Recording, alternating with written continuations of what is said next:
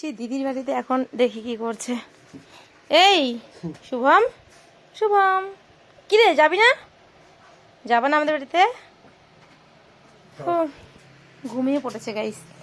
এই ওঠ, যাবা না আমাদের বাড়িতে? কি, তোমাকে নিতে আসছি চলো।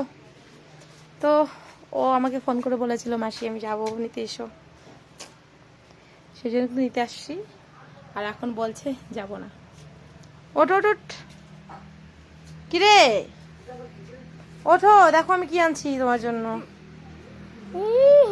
আসো এদিকে, আসো আসো, এদিকে এসো, আসো আসো পাপ্পা, আসো, কতদিন পর দেখা হলো, আসো।